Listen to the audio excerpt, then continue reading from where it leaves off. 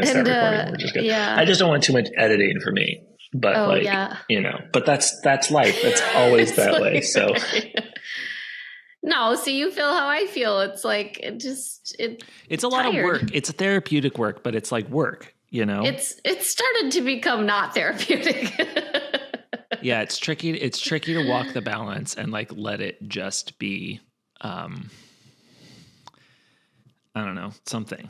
Yeah. Well, I think Sorry. Well, hello and welcome. You're probably wondering. I guess. I don't know. It's a good spot. Yeah. Hi. We have been gone for a while because we've been busy. And frankly, we've been tired. This podcast we have put a lot of time. It's been almost like a second job for both of us. Mm-hmm. A real labor of love. Mm-hmm. But part of the reason that we haven't been around is because we just really needed a break. And the other reason is, in some ways, we feel like we have told the story as best we can at this point. Mm-hmm. That being said, we do have a little bit of information to share with folks, right? Yeah. That being said, we are here now. We're here. Yeah, we've been kind of collecting a loose Google Doc of updates since our properties episode. That it's a little bit of there's a little bit of information, to share. That's kind of like the evolution of what we shared before on that, like where's the money property stuff. Yeah. And we want to do that, but we've also just been like very lazy. Lazy is not the right word, but very like, not proactive with the podcast right now. Partly because like when we were, we had more time before to do it. Yeah. This takes a lot of effort and energy to like prep and do it. And so I think what we and then there's a lot of other layers as to like why we haven't done more stuff that we will visit at the end of the podcast. I think what we decided kind of between Charity and myself that we're like solidifying right now on the air is welcome to our process. Welcome to our process is that like we're not 100% sure if we want to continue doing the podcast and why we would want to continue and what we would do if we did continue. And we're kind of thinking that towards the end of this podcast, we're going to work it out a little bit, like just talk it out. So if you don't want to hear that, then just don't, and that'll be great. Then just fuck off. Just kidding. Yeah. I mean, no, I think that's what we're encouraging our listeners to do is to just stop the podcast at like 30 minutes in, something like that. should be great. So before that though, keep listening because we've got updates on some Living Word stuff, some Gary Hargrave stuff, and beyond. But if you want to stay tuned until the end, we'll get back to what we're planning to do with the podcast, at least for now. We're rolling. We're just kicking this off. What is this podcast about, Charity? John Robert Stevens. The Living Word. The Walk. Hargrave Family Ministries. Let's expand out into like things that matter. Let's get it out. Let's get the story told. You're going to watch as two former cult members try to de-dumbify themselves by doing a podcast about the cult that they were involved in their entire life. Thought it was a church, turned out it was a cult. Oh, there's a good tagline. That's what it is. That's it. Oops, I'm in a cult. So where are we starting, Charity? What's our first property update since we last heard from the end of 2024? What did we hear since then? So a former member, after hearing that episode, called me and was like, hey, you want to know what's going on in Honolulu? And I mean, this was wild to me. So apparently... Wait, but can we say what the Honolulu... thing is just kind of catch people up. Yeah. Yes, right. So the Honolulu church property, is a church facility that is an oceanfront property that is, it was assessed at $10 million, which means the real market value is much higher, but it's just been sitting there vacant since the crash and burn of the Living Word Fellowship. Or so we thought. It's still being run by the couple that were pastoring it when the collapse happened. And apparently now they're using it for to host marriage counseling workshops with an organization called Keikioka Aina Family Learning Centers, and it's a healthy marriages workshop. That's hilarious. Yeah. And there's a now it's funny because when we got this information, we immediately hopped on the internet and rummaged through the website, and there were photos of these leaders, the Living Word leaders, the former that pastors are the former pastors on the website, like going through marriage counseling and like all of this stuff. And recently we went back to it in preparation for this podcast, and those photos are gone. And however, the picture of that couple is gone.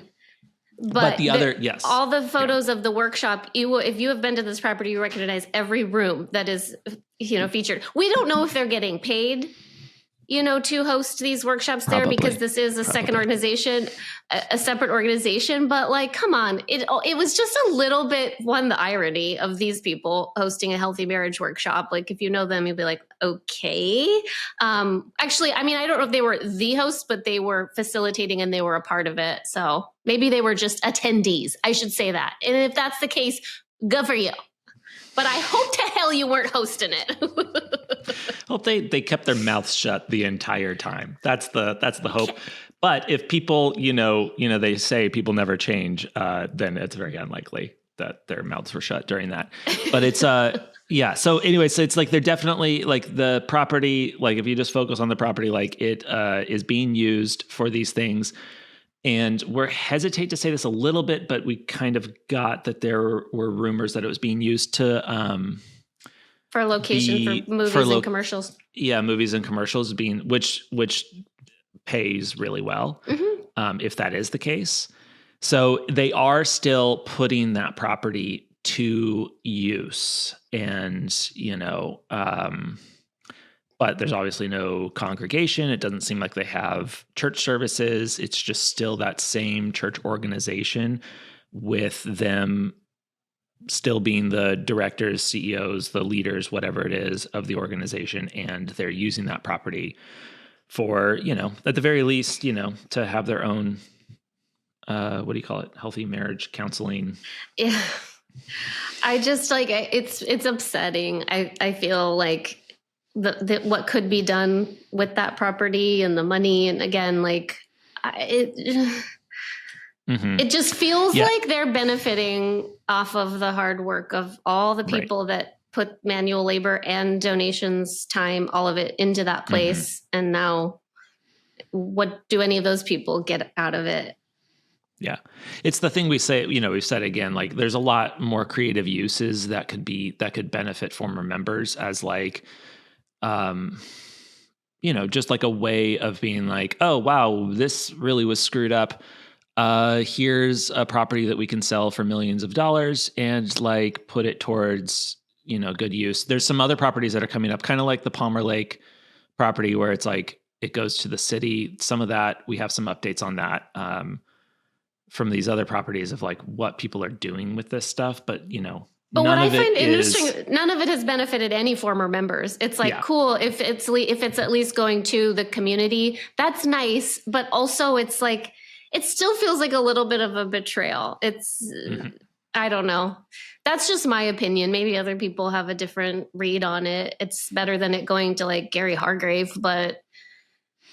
Yeah, I think it's no matter what happens with the money and the property and the value and all of this stuff, it's just, if you really stand back and zoom out from it, it's just like, it's a bunch of former members over 70 years just poured their money into a black hole, money and volunteer labor. Yeah. And all of it. Just their lives. Yeah. That's all. And this is the monetary version of that.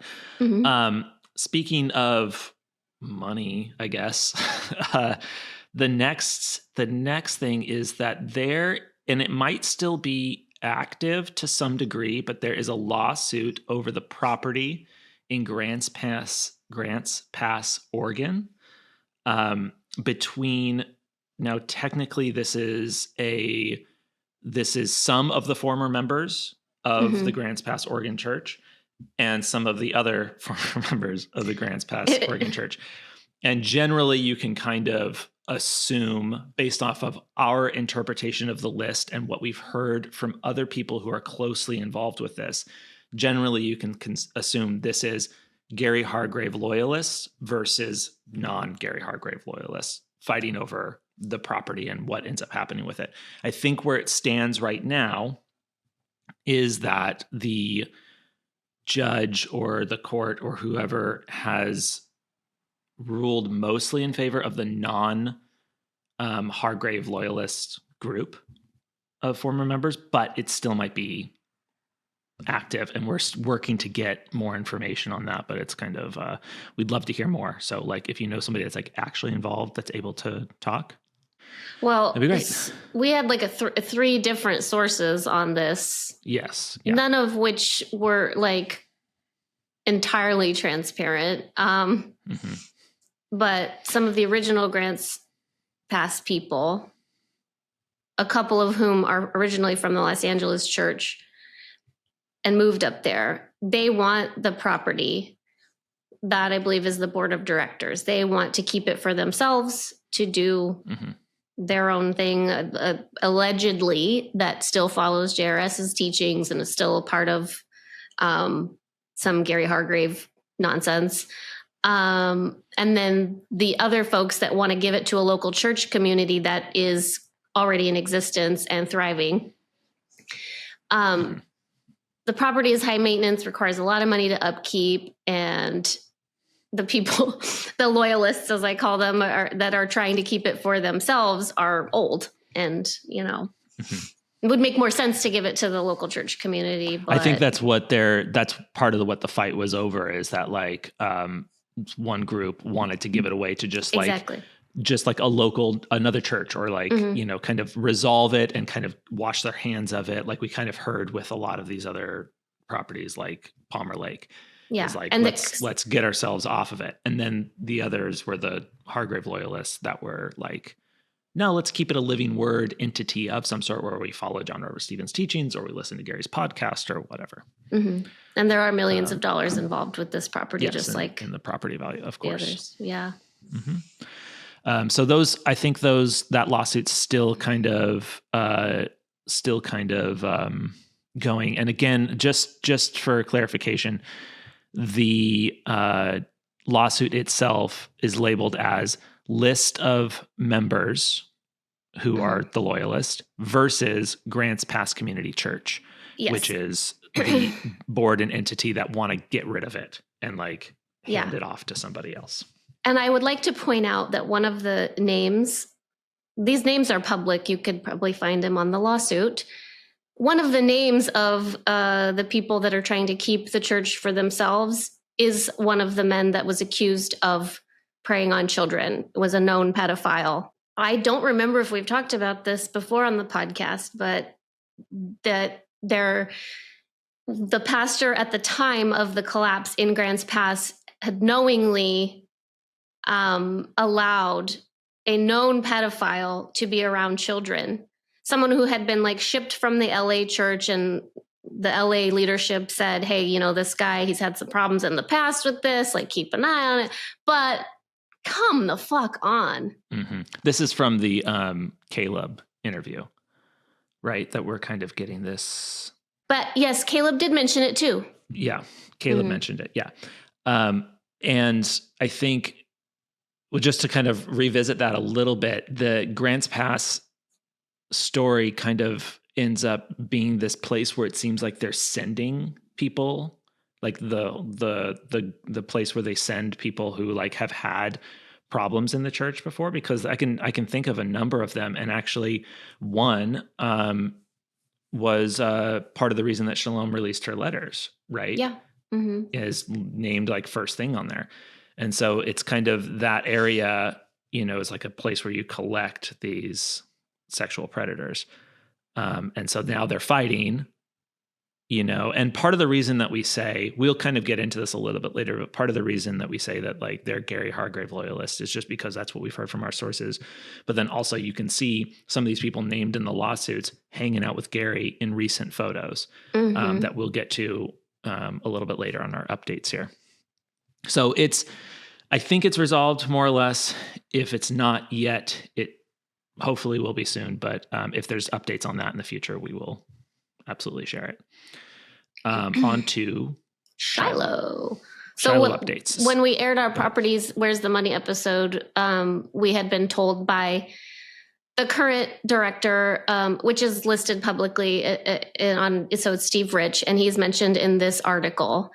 He had told us that some things were in the works and that a report would be forthcoming, which we just heard about this article from other former members. And actually, I think even a person from the community, the Kelowna community, had sent it to me as well. A lot of our listeners had sent this Kelowna. What is it? Their name of the newspaper is just called The News, right? Kelowna News. Kelowna News. Okay. Maybe it's just called The News now. Yeah, maybe they're like make more hip now. We're just The News. The News. So there was an article published in The News, and maybe we can link to it in the show notes below. So Steve Rich attended the meeting and representing Shiloh and announced he was the name. Yeah, he was the name on the documents. That's kind of what you're connecting from our last time, because we didn't mention his name before, but he's the guy that was the last signature on the documents before Shiloh got dissolved. And he was still listed as the director. As we covered in our property episode and in other times we've talked about it, the Shiloh property, the former Shiloh property, which was very expansive outside of Kelowna, has been purchased by a developer and then turned into a property development where they're selling houses. Like, it's going to be a little neighborhood called Southtown, and it's also going to include parks and trails and all of these things. And so some of it was annexed by the city of Kelowna, and it's Kelowna's responsibility to turn certain sections into trails and parks, etc. So from that, this is what's being quoted. So at the Kelowna City Council meeting that was held back in February, it was announced that Shiloh would be donating $1 million for the development of the walking and biking trail between the Kelowna City Park and the Southtown Recreation Area, which Southtown is what was once the Shiloh property, the big facility. It is now a subdivision. Steve Rich attended the meeting representing Shiloh. So the funds were given to the city by the Shiloh committee. And he is quoted as saying there was a lot of support from the congregation and from the city. And that was something that stuck in our minds that people really wanted. And I think it's an asset for the community, for the schools, for business. So my question was, what congregation? There was a lot of support from the congregation. I didn't realize there was still a congregation. And also, okay, I'm trying to give the benefit of the doubt to this person who I believe to be a good-hearted person. But that does give me pause. Again, it's like, I want to know who. Yeah, that line, a lot of support from the congregation. Maybe we're reading into it. Maybe it's just something that he said. Mm-hmm. But the reason we're reading into it is because if you look back at the last episode that we talked about, where Shiloh and all the property and where it went and who went where and who was on the board and all the money, there was a lot of money involved in that. Some of it split off into all these different organizations. Some are now active. Some went in the hands of these people and these people and these people. What we could tell, Shiloh, one, there's no building. Shiloh's gone. There is no Shiloh anymore. Mm-hmm. It's just a piece of paper. And Steve Rich was on the paper as the person, the director of Shiloh. And we noted that there was this little bit of paperwork kind of shuffling that happened, and a new church was created. English River Chapel. English River Chapel. And from our understanding, most people who used to be a part of Shiloh moved over to English River Chapel, and they still follow the teachings of the living word. But paperwork wise and money wise, it felt like those were two different entities. And it didn't seem like those people that were a part of that entity would have any sway over what happened to Shiloh and the Shiloh money. Right. So this line of saying there's a lot of support from the congregation is interesting because it makes it seem like it's possible that the English River Chapel people are involved in the decision of like giving the money over to, which whatever, I don't know, but and maybe that's not even true, but it's just from our understanding, it didn't seem like there was a Shiloh congregation at all. Like technically no Shiloh congregation. Maybe there's still a board. I mean, I guess that would have made more sense if he said the board. He said board, yeah. They also donated. It's just, and I don't know. I'm not saying anything like nefarious was going on. We really just don't know. They also donated. Shiloh donated $25,000 to the food pantry, $60,000 for the student-built home project, and an endowment was set up with the Mid-Prairie Foundation. Mid-Prairie is the local school district that will go towards trade scholarships in honor of a gentleman who was the city's late building inspector. It's all wonderful things. I'm glad they're doing things for the community, especially the community of Kelowna, because like they had to put up with this weird cult shit all those years. But and this is like no shade on Steve or whoever was involved, anyone who was involved. Like I get that they probably just want to be done with it.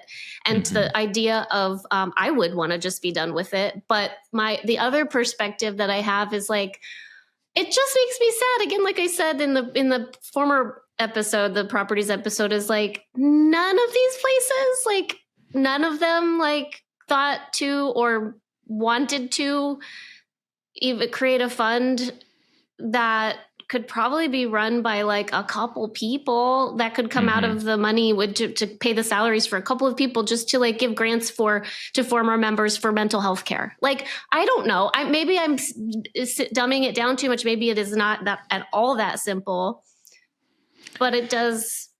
Well, what it underscores to me, just like even just a zoomed out like observation of it, is just how not only the explosion and breaking apart of the fellowship and all of that stuff, it like represents that so much of like, look at everything that was just like abandoned, like monetarily, like people left behind, buildings left behind, assets, all of this stuff, just kind of like this big mess. But also just the inability for the community to be a community. Like the Living Word was supposed to be a fellowship. It was supposed to be Christian church of everybody kind of being together and like taking care of one another. But like it was never that. And this is more evidence of that. The mission always trumped the people. And that is evidenced here because they cannot come up with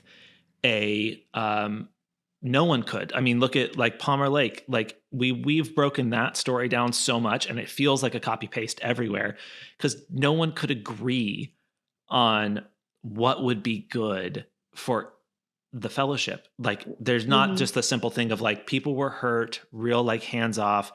Like there's all this money and asset. Like just write a check to each person, or like do mental health care or do this thing that's good. No one could agree on anything anywhere because no one could trust anybody. No one thought that the other person had a good idea. Everybody thought that like, no, we have to stick to John. No, we got to stick to Gary. No, we got to stick to each other. No, we got to run away from each other. No, we got to do this. It just like is such a mess that, I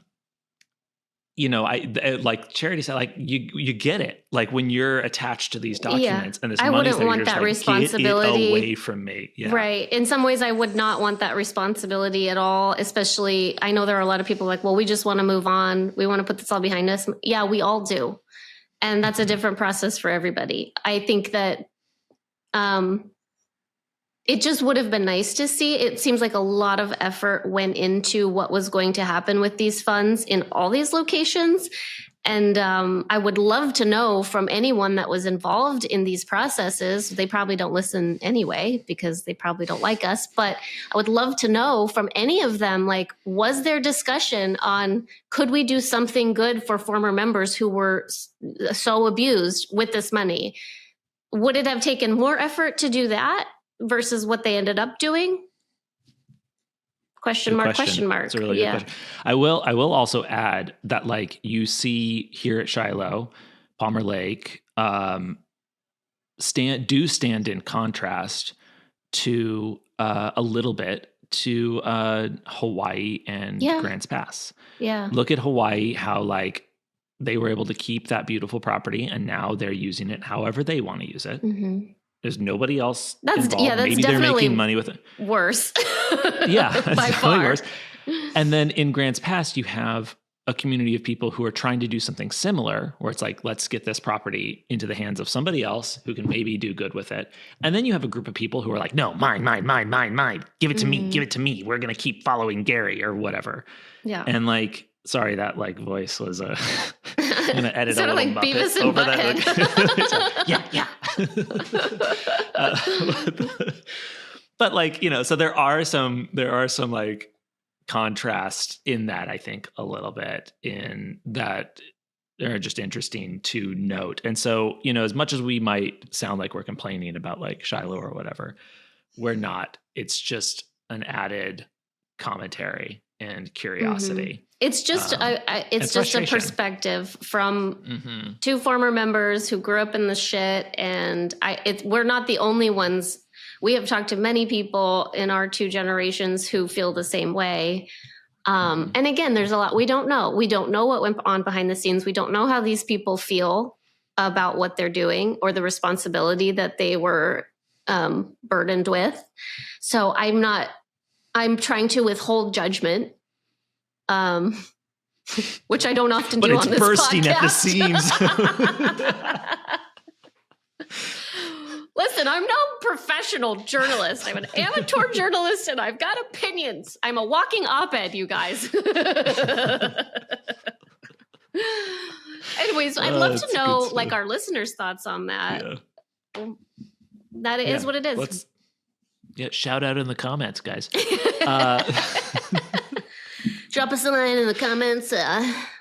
What's up? Add us on Twitter.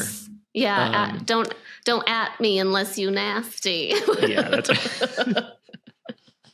What was that? You saw that on a billboard somewhere? Yeah, years ago. I loved it. That's hilarious. I loved it so much. Okay, we got some updates on some dudes.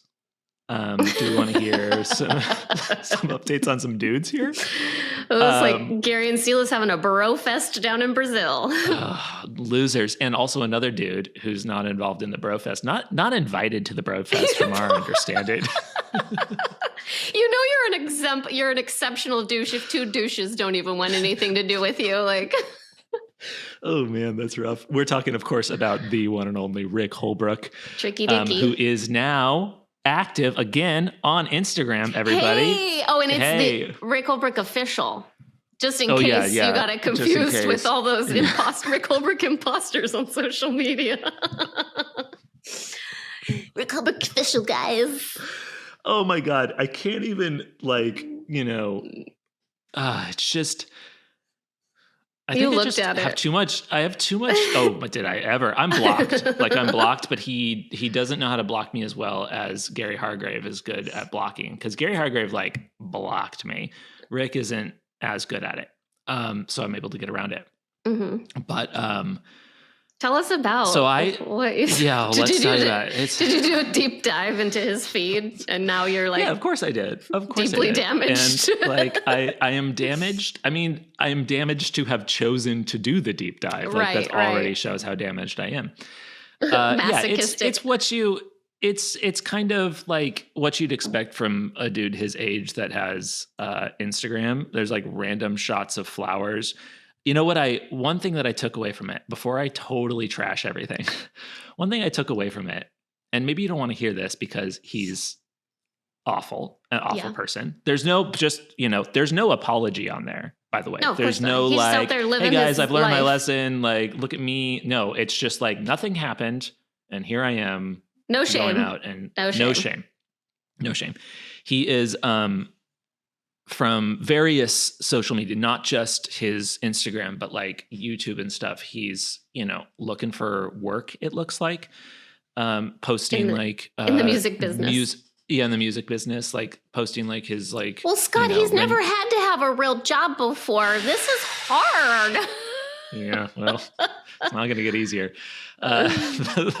It's, you know, so he's doing stuff out there, but like his Instagram page is like just, like I would almost like it if it weren't him. Because it's like one thing that stood out to me is he did a series of miniature documentaries on them paving the streets outside of his house. That sounds like riveting material. Yeah. It's just iPhone, you know, he films the construction crew like paving the streets and like interviews like the construction workers. This is some like it's just, and then there's like shit. Transitions and text and stuff and like there's like flower, you know, and coffee videos. So it's like, it's nothing that's like, and then like bad selfies. And I did see one, I barely looked. And then I was like, I can't. Him playing the piano in a studio, making a really weird face. Yeah. Mm-hmm. That was super triggering. So I was like, I can't look at this anymore. It's like, God, I really don't like being mean, but he's the person that you should be mean to. Like, if anything, like he's a person, but it's so pathetic, you guys. It's so pathetic. Mm-hmm. But see, I was having this conversation. That I don't want to be mean, but like the man is an awful person. Yeah. And so, yeah. But that's the thing that I feel like I talked with, and we'll bring this up at the end of the podcast. There's another podcast coming out that you guys are going to love with two, lovely humans. And I was talking with them last week, and it was that thing, we all suffer from this syndrome of, but I did love these people. I did care about these people deeply. And somewhere inside me, underneath all that anger and resentment and, you know, knowing that they're not good people, there is still love that exists there for the person that they maybe are underneath all of that, or could have been. Mm-hmm. And so I think it sounds like to me that exists in you as well. If you can look at that and have compassion for the fact that he's like a fucking loser now. I mean, but he's not a good person. This is like the inner conflict. I'm going to have to talk to my therapist about this because it's just like, didn't you just get out of a therapy session? I literally just had therapy this morning, but yeah, this will be for next week. But I think it's similar to how you can feel towards a parent who was abusive, is like, you still love them in some way, even if you hate them, you know? Mm-hmm, mm-hmm. Yeah, I don't know if I would go so far to say that I ever loved Rick, but like empathy exists and like understanding of that's like a better way to injured person, you know, and what they became by avoiding their injury and avoiding dealing with it.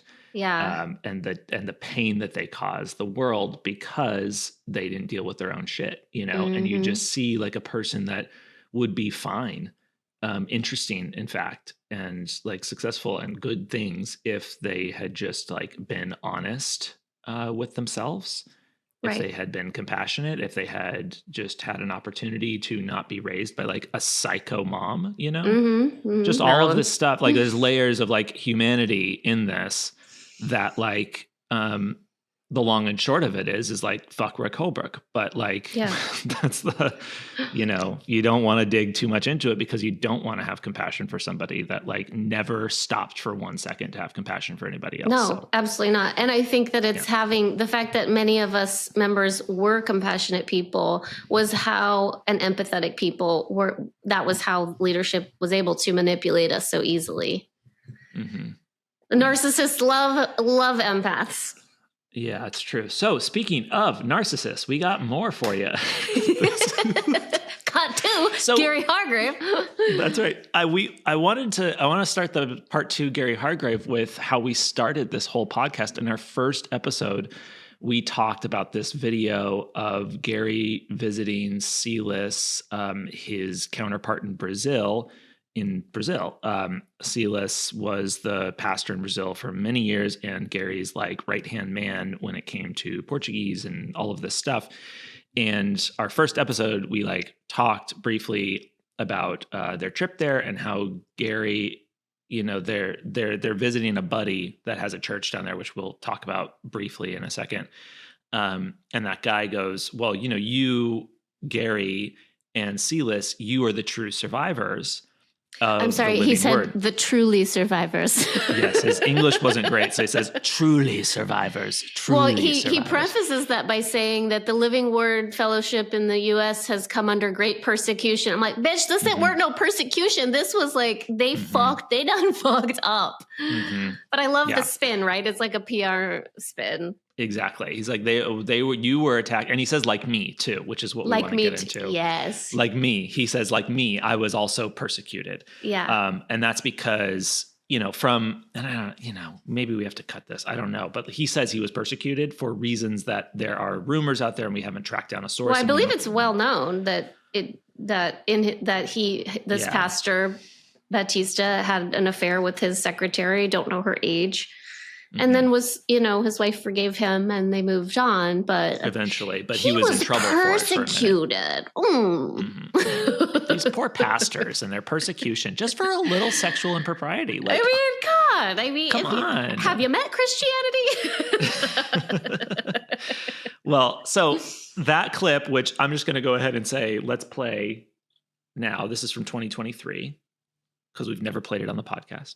It's on our Instagram, but yeah, we've never put on the podcast before. Oh, is this the moment where you're putting it in there? Okay, great. I would like this moment to pray about you, your family, Eu quero orar por your você e pela igreja, sua família, and the truly pela sua survivors visão, como of verdadeiros the living words. sobreviventes de uma palavra viva. The truly Verdadeiramente sobreviventes. A palavra viva sofreu uma grande The retaliação living word suffered retaliation do mundo espiritual. in the spirit world. Eu também. Me too. Outros pastores e igrejas também. Other pastors and other churches as well. Mas nós insistimos But we em buscar a unidade do corpo de Cristo. seeking the oneness of the body of Christ. Aqui Here e em toda a face da terra. and all over the world. O Gary, ele está lá nos Estados Unidos. Here is in the U.S. Lá nós temos muitos irmãos And there we have many brothers que estão nessa batalha in the conosco. same battle with us. Eu quero saber quem está afim de And briga. I question, who wants to fight? Com quem eu posso contar nessa briga? Who is Aleluia. open to Eu get into não this quero battle? ser uma igreja comum, We don't want to be a normal church, mas nós sabemos que isso significa batalha. but we know it means war. That's the clip from 2023. Well, Gary's back in Brazil, and he went and visited the same church with his buddy Silas, and they brought a little sermon. And there's just some new information. They haven't said anything about being truly survivors this time, but there were a couple interesting things from the video that we were able to gather. This was on YouTube just this last week, right? Mm-hmm. Yeah, very. So like in like March, I think is when they were there. January, February, March. So first, Silas announced that he has a church in Icaraí. Did I say that right? You did. Good job. Yeah, which is just outside of, or in the Niterói area, just outside of Rio in Brazil. Mm-hmm. And they didn't, go into much detail about it, but that was, he just said he started a new church. They made that announcement from the thing. They were also accompanied by another pastor they call the pastor from San Diego, who has a church in San Diego. His name is Bruce Larson.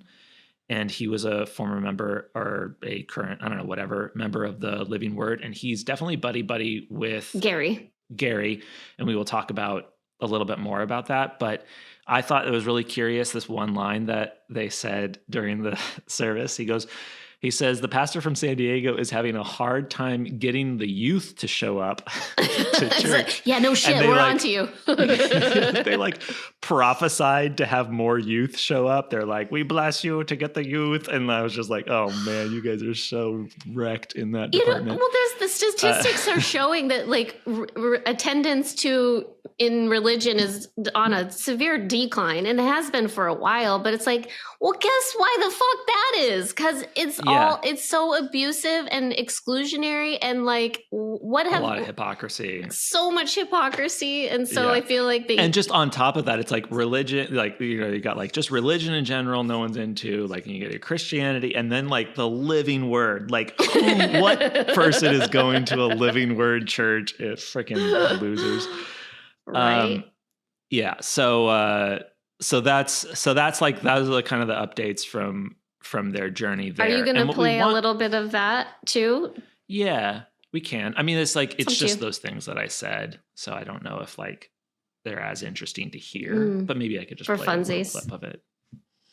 Bruce, come here, please. Pastor de San Diego. He told me about the difficulty to invite young people. Ele falou sobre a dificuldade de incluir os jovens In his church. na igreja dele. Fala em português, eu acredito que nós temos a semente I believe we have the de multiplicação de the jovens. seed of multiplying young people E eu creio que de forma sobrenatural, in a supernatural way. não apenas o Bruce, Not just Bruce, mas todo o ministério but the whole ministry do pastor Gary of Hargrave. Pastor Gary Hargrave. Agora o que eu faço? Muito obrigado. I love this guy. Eu amo esse cara. And scene. It just was so barftastic to like see those two together all buddy. It really unnerved me because it was more of that like, wow, like no remorse. Because somebody with like a conscience would probably think like, oh, maybe I shouldn't be in the occupation of pastorship after I fucked up so hard. But no, the arrogance is like, or maybe it's all just a scam because neither of them have any other life skills. Oh, I think that definitely weighs into stuff. Like, what are you going to do after a lifetime of like being a con religious leader? Like, find religion, you know, Gary, you like Gary's website would indicate as much since he's selling tchotchkes, some fucking tchotchkes. So we never really did like a holistic dive into Hargrave Ministries, which is the thing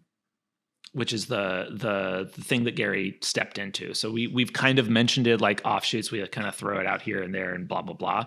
He said at the end of 2018 in his, an apology letter or whatever, after Shalom's letters were released, that he was going to resign from his position in the Living Word and simply retire or find other means of or pursue other endeavors or some shit like that. Livelihood or whatever. And so he immediately found, and I think you remember you made this joke early on, and it pops in my head all the time, where like it used to be Hargrave Family Ministries and he dropped the family and Sherry's like, just me now, guys.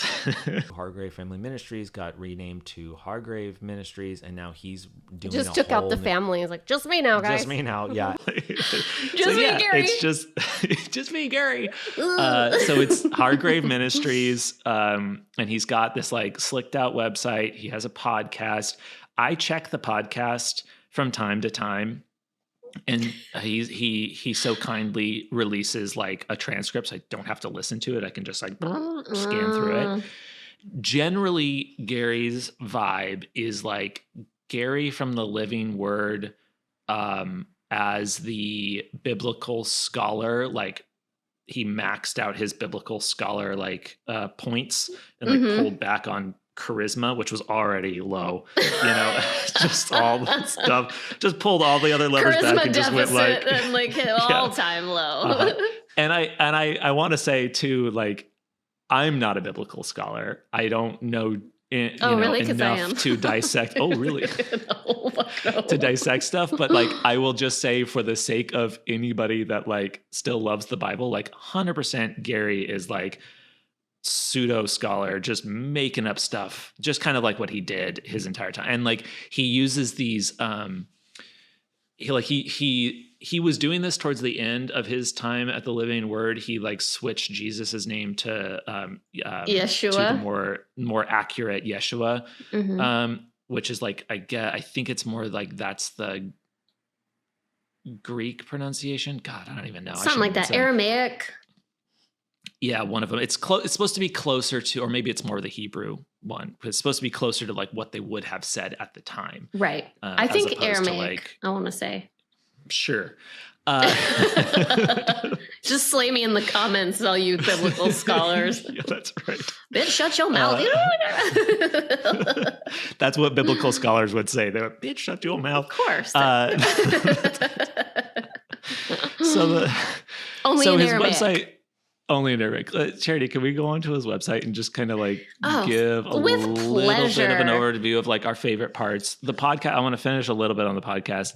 It's a lot of that stuff. He still uses the phrase like we should a lot. Like we should be praying for this, or we should be doing for that. And sometimes he kind of means Christianity in general. Sometimes he means his listeners. That phrasing is definitely very like, I am a leader, you follow me kind of thing. Yeah. Which I don't think he even realizes is like a thing that, you know, there's I don't know, it doesn't matter. It's like a nuanced thing, but I notice it because it's very much so like, I'm in charge and we should do this. We should do that. We should be praying for this. We should be hoping for that. We need to, in order to get God's love, we should blah, blah, blah, blah, blah. In order to get God's love, you should unlock access to many more of Gary's teachings. That's right. Become a subscriber. So and you can. So that's, what does he have as his, like he's got, what does he call it? Friend of Gary Hargrave or something? His followers partnership is free. You get access to resources within the website, a monthly email, as well as a 10% discount at the Hargrave Ministries store. So you want to know what's in the Hargrave Ministries store? There's like 4 things in the Hargrave Ministries store. It's basically like tchotchkes you could buy on a trip to Jerusalem, is what it looks like. You get a shofar horn, some holy anointing oil, and like a scripture in Hebrew or something like that. Let me go back on here just so I'm stating it right. Well, currently, as at the time of recording, the shofar horn is sold out, guys. Hot item. Shit, you know. But if you are interested in other items, anointing oil from Jerusalem, an ornament from Jerusalem, or the Lord's Prayer in Hebrew, you can also get one of Gary's shitty books, of which there are 4. And the Lord's Prayer in Hebrew is literally a piece of paper that they will send you in the mail for $10. You could get on Etsy and get that for like $5. You could probably. print that. You could literally just like open the photo and hit print, and you get it. I mean, I feel like this is. I mean, now that he doesn't have like supplements and herbs to sell to people through Maryland Farms, it's just like, we got to find some other marketing scheme or some other, like, you know. I like the word tchotchkes. Then there's the partnerships, the followers partnership, like you mentioned, friends partnership, fellow workers partnerships. So the partnerships is like a paid thing. When I click on it, unlock access to more of Gary's teachings. One of the things that they talk about the ministry is like at the heart of the Hargrave Ministries is a passion for leading people into spiritual maturity. So that spiritual maturity stuff I hear a lot through his things. The partnership we've also heard in the past, although I don't see anything on the website about it specifically, that you can, actually you might, let me look at this really quick. Oh, you get the Zoom meetings with him with the top tier or $25 monthly minimum donation. Yes. You get regular Zoom meetings with Gary and the fellow workers group. Sounds like a great time. Cool. Very cool. Become a partner. Yeah, $25 minimum monthly donation. So you can definitely go more if you're really enjoying those Zoom meetings. There's also studies on here where you can download a lot of his like stock photo books that he created with like these, like, you know, man, he has been pumping out the books. I gotta say, that's like, I can't imagine. Oh, like writing there's all the books? So many. There's so many on here. like half plagiarized if he's anything like his predecessor. Yeah. And they might be like, I don't even know. They could be, I have no idea what's in them. So I couldn't say, but Jesus, look at that. Look at that. So much. So you can get a $10 monthly membership or a $25 minimum monthly membership. And then, Yeah. You can also sign up, for those of you that are excited to do this, for a tour to Israel. Not a great time to travel to those parts, but well, he would argue it's a very good time, because what he has he has these Israel projects on his website, which we may have mentioned before, and it lists off a lot of organizations that are real organizations in Israel. And we're not going to name any of them except for one, because, I don't know like what their awareness is of like Gary and involvement. So we don't want to like try and further connect them to somebody who's like a former cult leader or current cult leader. But there is one that would be familiar to former Living Word members that's listed on here. Sorry. There is one that would be familiar to former Living Word members that's listed on here, called the AMI Jerusalem Center for Biblical Studies and Research.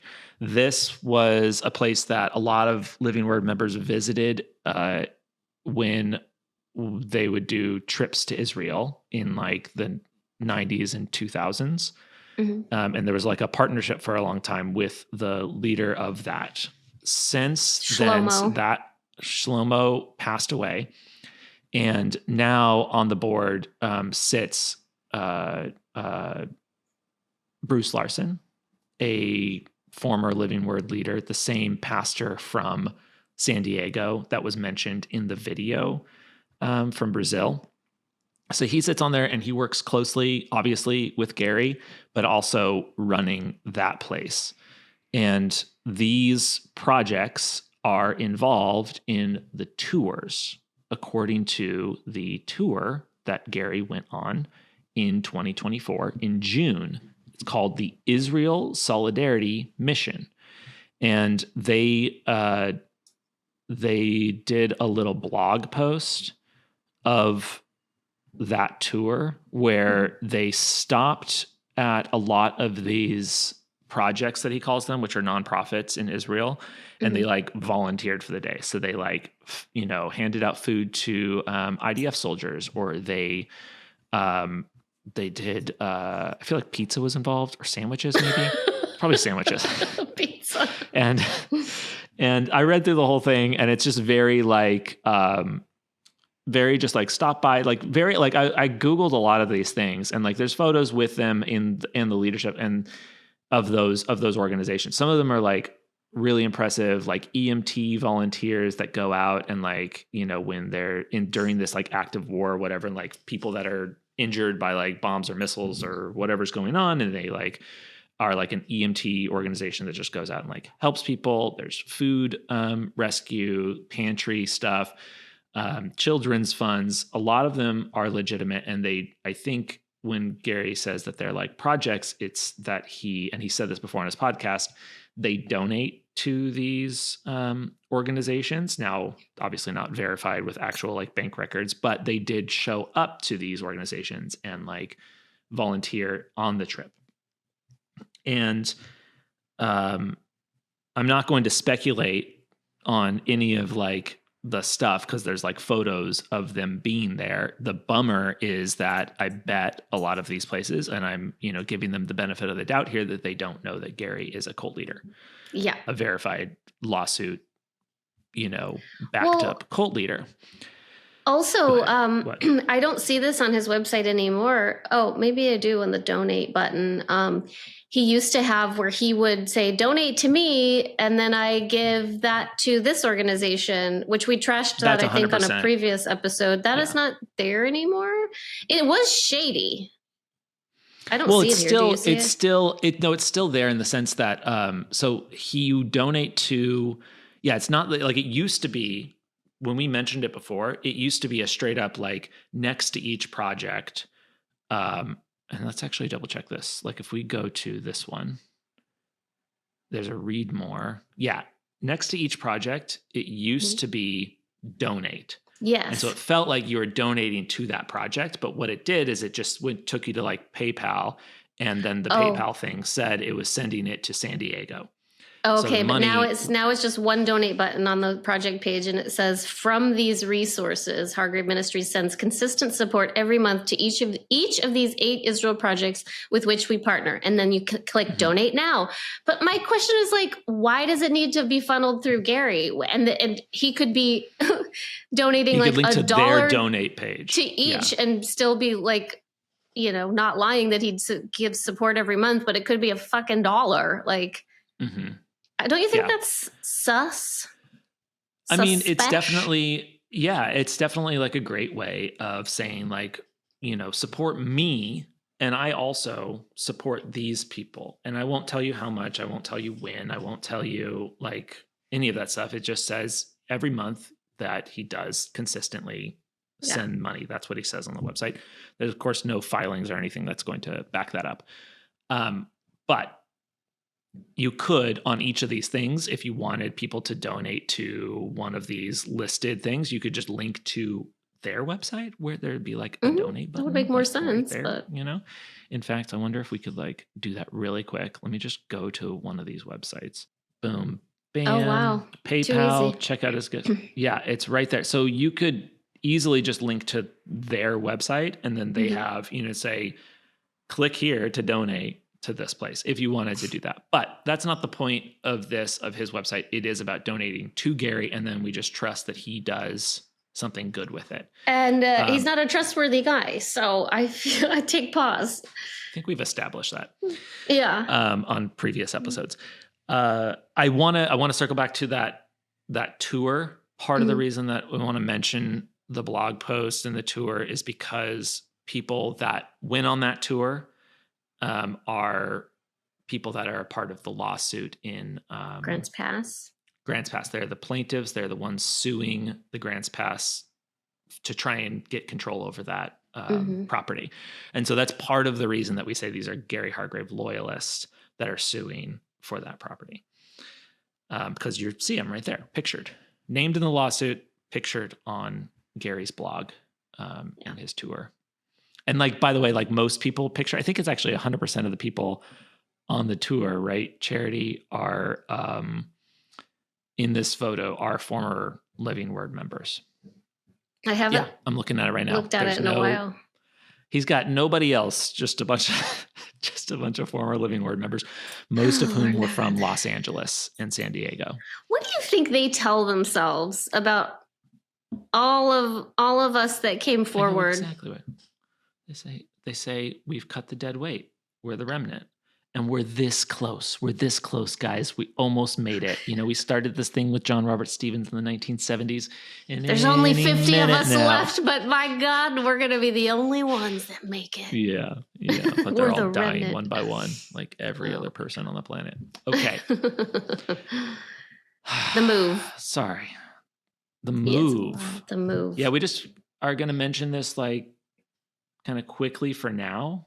Because, it's of interest. Yeah, we maybe will follow up on this with these two people that reached out to us separately that grew up in a movement, another cult called The Move. And they have told us that it was an offshoot of The Walk, aka the Living Word Fellowship. John Robert Stevens followers who it was a John Robert Stevens follower who split from JRS and went to start his own. Why do all cults start with the something? It's like the. Well, they're not particularly creative. The Move, The Walk. Let's not call it The Walk. Let's call it the Skip, the Jump. What do we call it? The Saunter. The Move. The Waddle.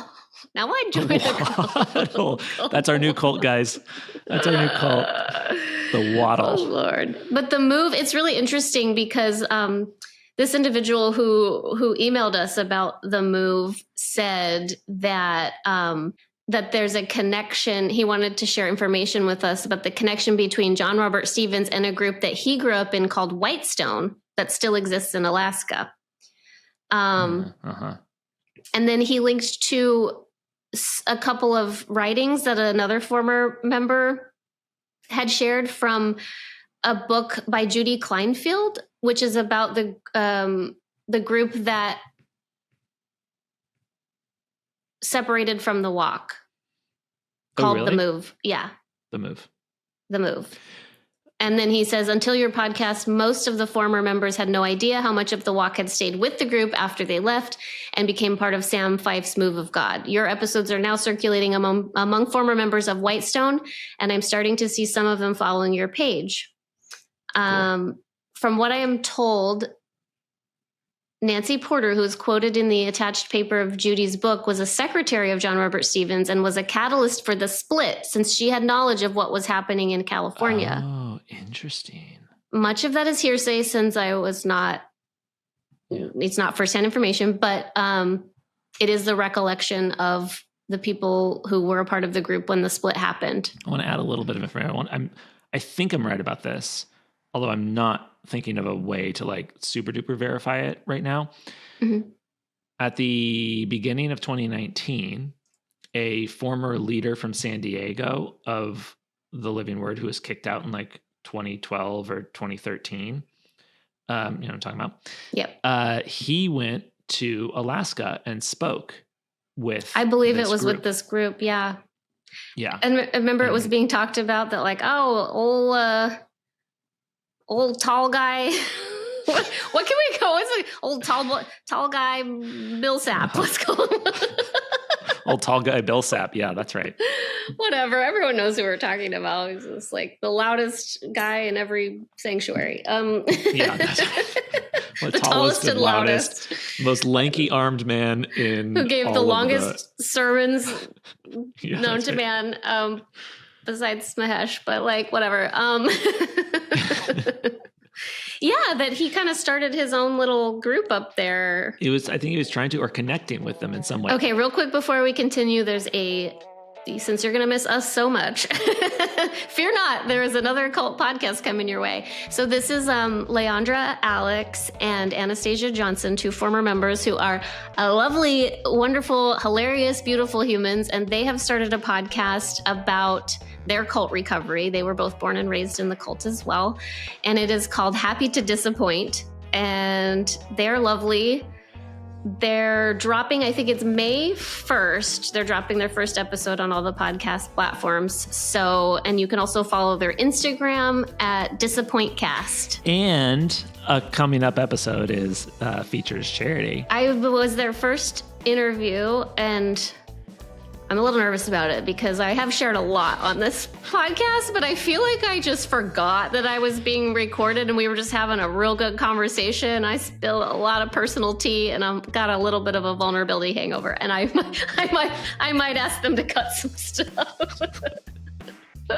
Don't do it. Don't do it. Don't do it. Let them have it. But they're so adorable and hilarious, and I think that they're going to be really fun to listen to. I cannot wait. That is all the updates.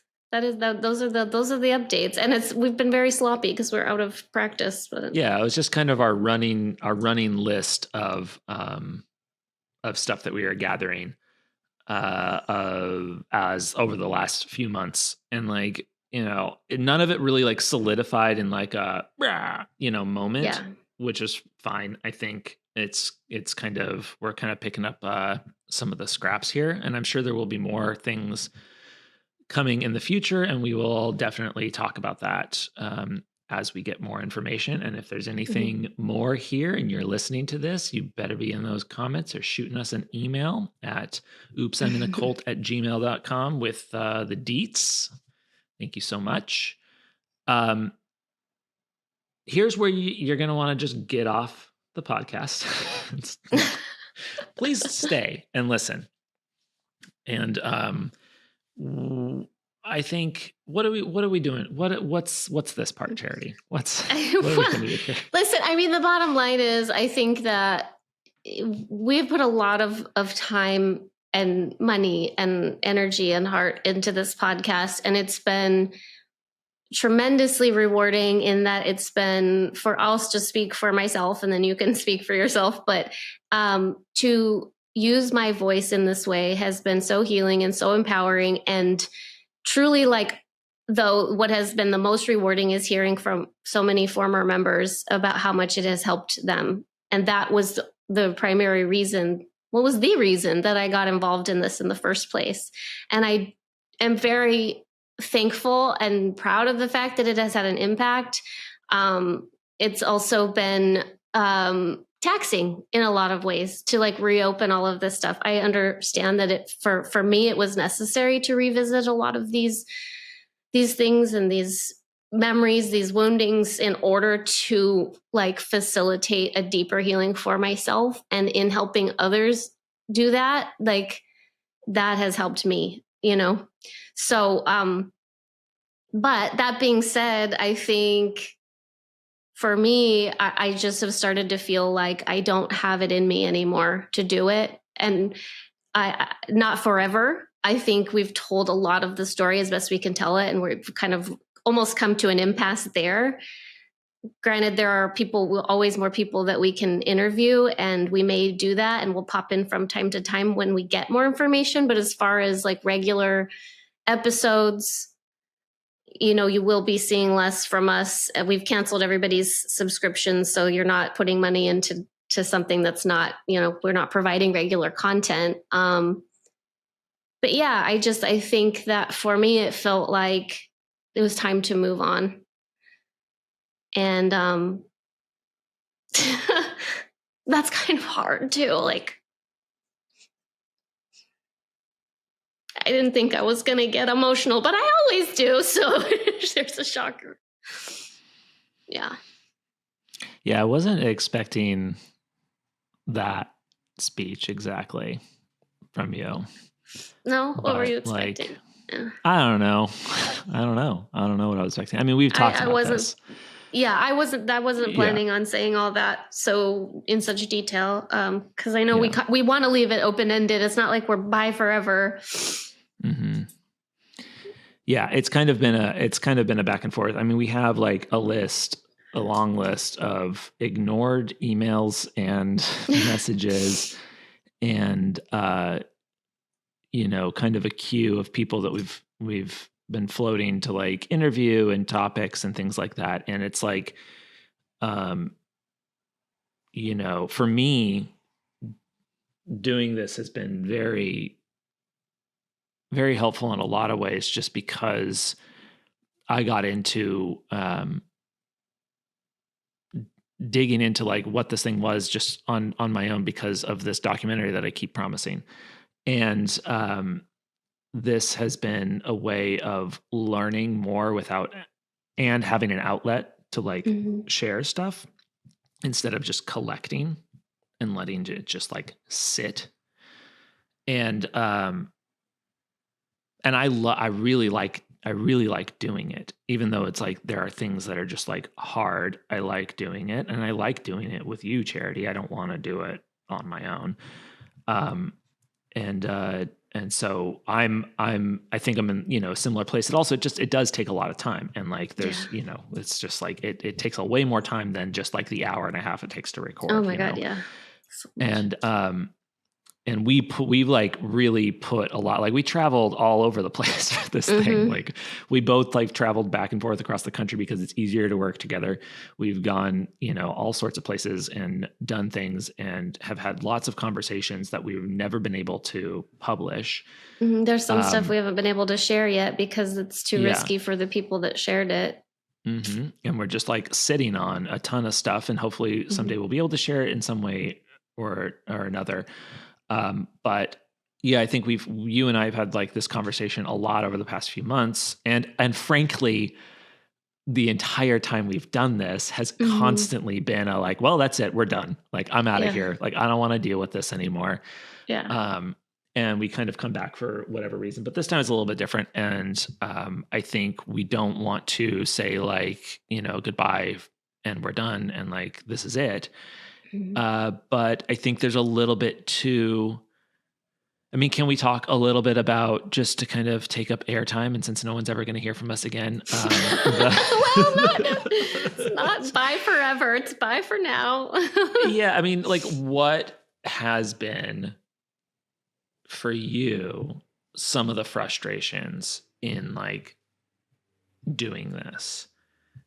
Well, like when you first approached me, like what was that, 2.5 years ago now, and asked me for those videos, my half of the videos between me and Shalom. At that time I was like, I didn't want anything to do with anybody that was in the cult except for the people that I was still close with, which were very few. And I didn't even want to see people's names. I didn't want to think about it. I want to just fucking move on. Like I've heard from so many people, even people who trash us for doing this, like, why don't you just move on, you losers? Like, but the truth is I wasn't really moving on. I still like had a lot of stuff pushed down and buried. And so I was reluctant at first. And then I discovered that when you asked me to do that interview and I did it, and I had several former members reach out to me and just say how much it helped them, how much it meant to them. And I was like, maybe I could do something like to help.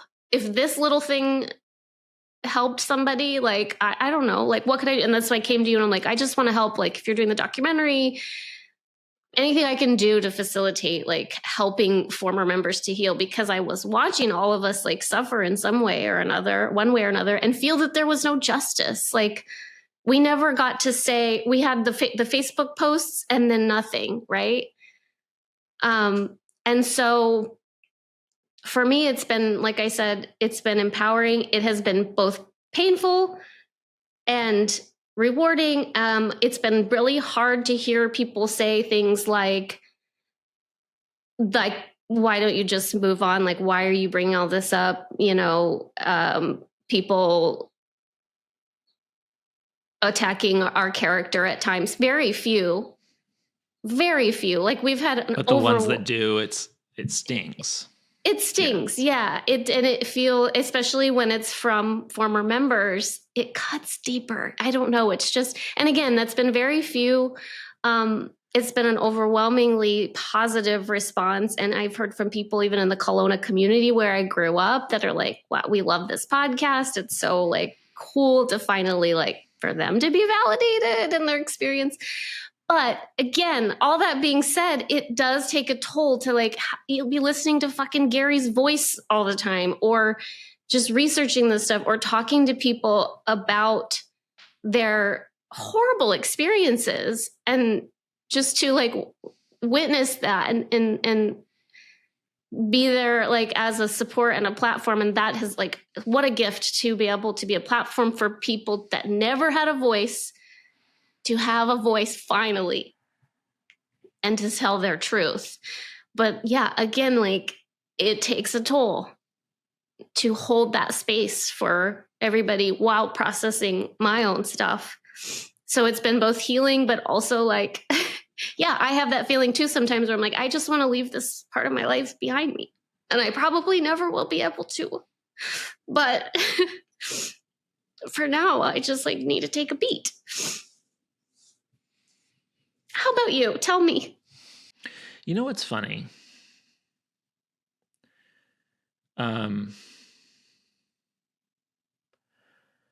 Well, so this, you know, I don't want to go too far back. There's something I told you early before we started the podcast officially. I think I told you, I don't know, somewhere in there, is that I was doing this. I had released a couple videos online, and I had, like, I had, like, siphoned stuff from my business to, like, make that work. I had some of my team working with me, which I really miss that little team. Yeah. And we did it every time we released a video. We, like, went and got drinks. But, like, even that, none of them were former members. And in doing that whole thing, I felt very alone. In everything that I was doing with it. I felt very exposed and alone, and like I didn't know what I was up to. And something about when you and I started working on it, we weren't even working on it. I had come out and interviewed your mom, and then we were talking about it a lot.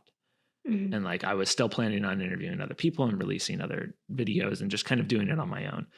and going that direction. But then we talked a lot and, you know, we're very close in all of that. And like that, you know, is part of why I wouldn't want to continue, is just because I can only do this with you. I mean, Oopsum in a Cult is like ours for sure. I'm going to continue doing work on the Living Word stuff. I really want it to be done. And, but I want it to be done.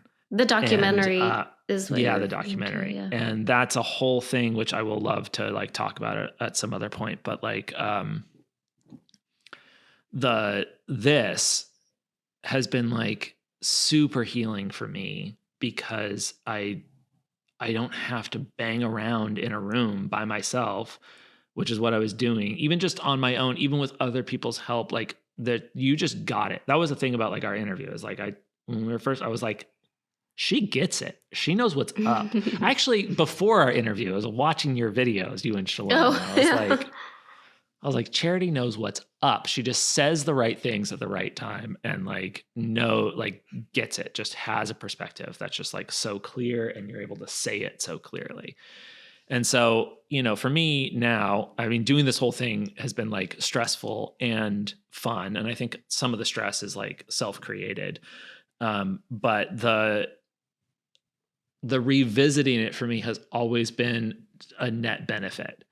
It's opening the box and like sorting everything and putting it into a place, and being able to be like, this is bad, and I know why it's bad. This is a mystery, and this stuff is whatever.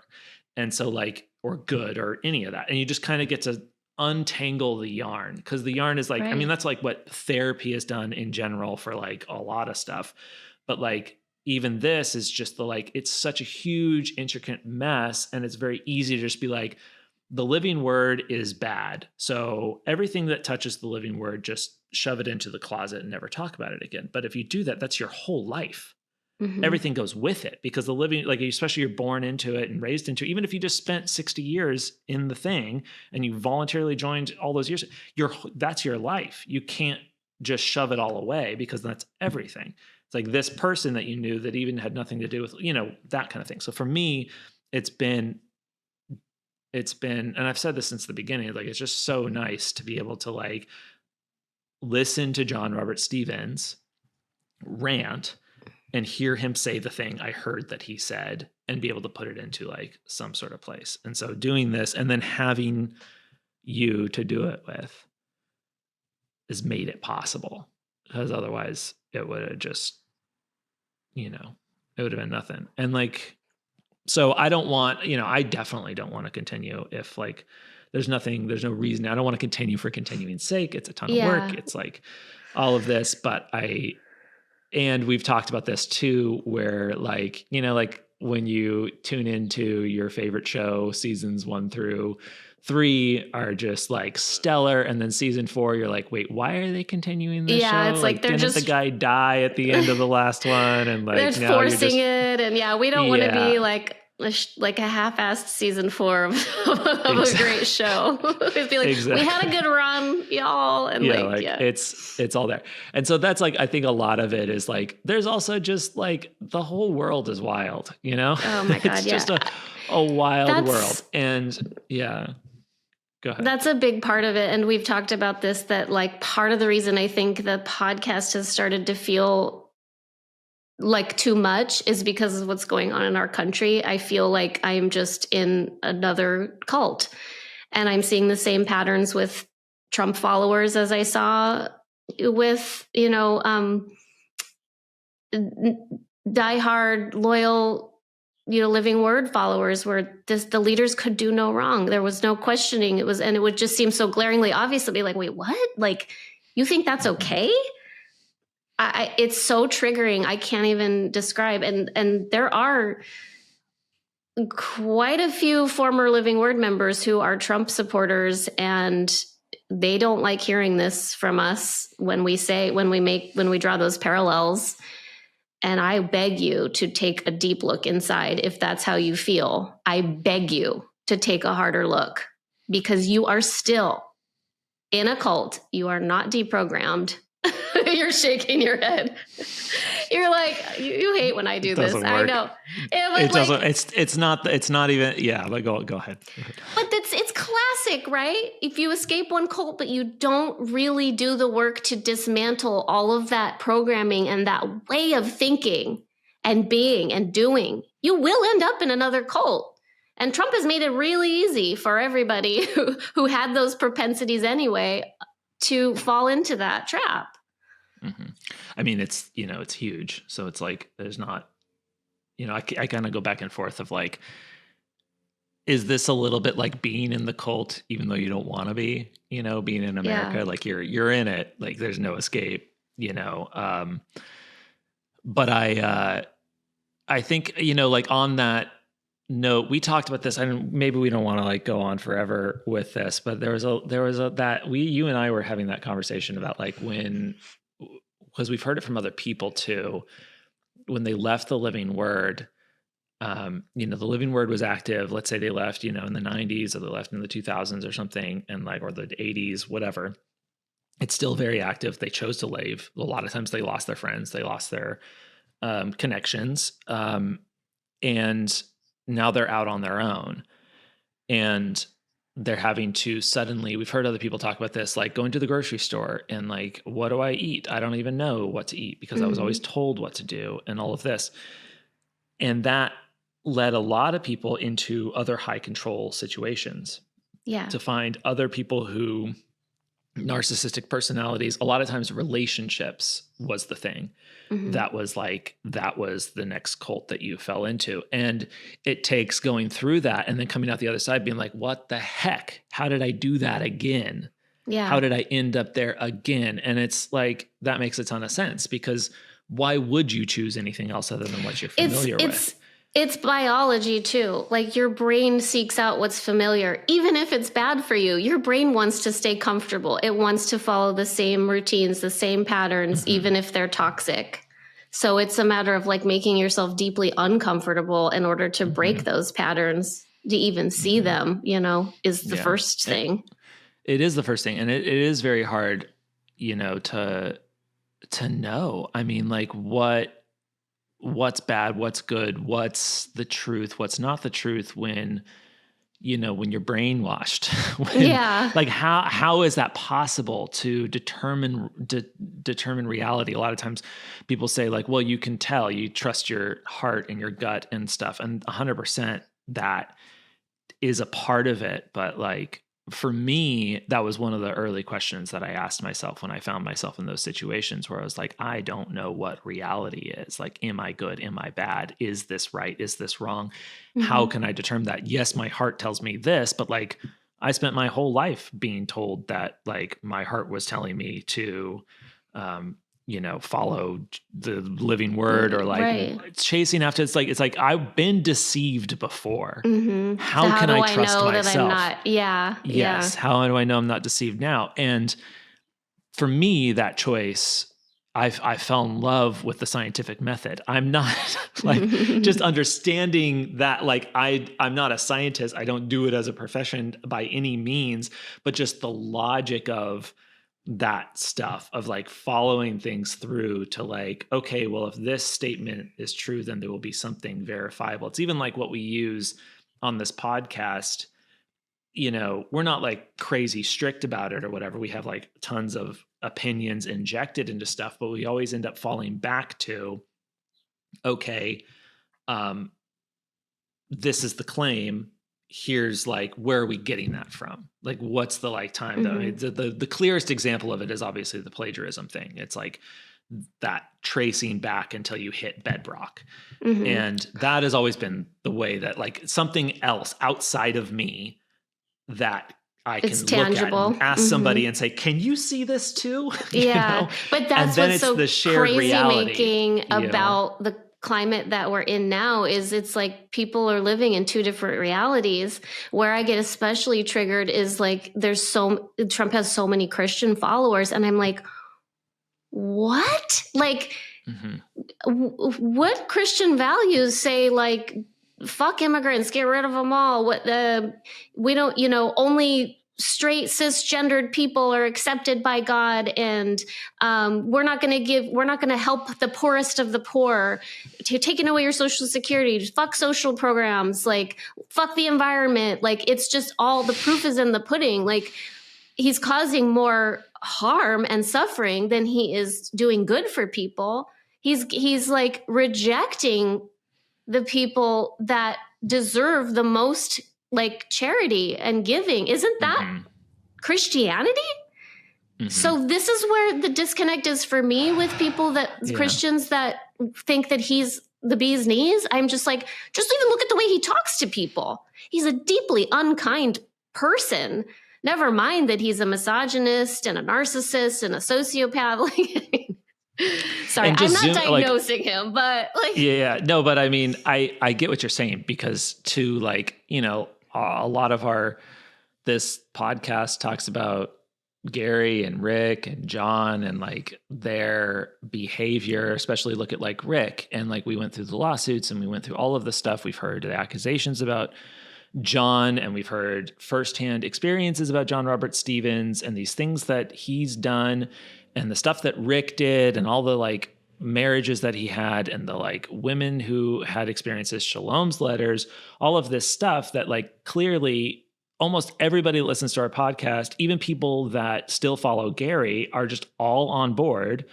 Rick was a sexual predator, right? And that's like clear from the lawsuits. That's like all of our opinions from like what we've seen. That's what we've heard from all of the witnesses. And he pales in comparison to the proven sexual assault that Trump has and his cohort has have inflicted. Yeah. It's like the proof, and not to like any shade on like the Living Word lawsuits, but like jury proven against Trump of like sexual assault and those kind of things, but that's okay. And it always, it's like, to me, it's like, I've always seen that thing where it's like, it doesn't matter. Like, you forgive those things, even though he's never asked for forgiveness, never apologized, never done anything like that. Never changed his behavior. Them because what you get in return is the greatness of America. That's the promise, at least. And so we turn a blind eye to every single terrible thing, no matter what no matter what it is, no matter how much evidence is behind it, no matter how like the establishments and every single person has like audio, video, like tape, proof, so much everything proof you could possibly ever ask for. It doesn't matter though. Even if it is true, it doesn't matter, because we're going to get that greatness. The promise. Back. Yeah. The promise. And they're empty promises. It is the exact same thing we experienced in the cult. That's the way it feels. That's why I think we're so like upset by it, is because not just as former members who like felt it and saw it and need it, but also just like the podcast itself is like the journey of discovery of that, where it's like, this thing that we found in like the court record, or like, look at this like person that we interviewed who like said this, look at this audio tape that we have, and for some people that has been the thing that pushed them over the edge of like where they were on the fence, like, is Jairus good or bad? And they've come and said like, now I'm convinced he was a charlatan.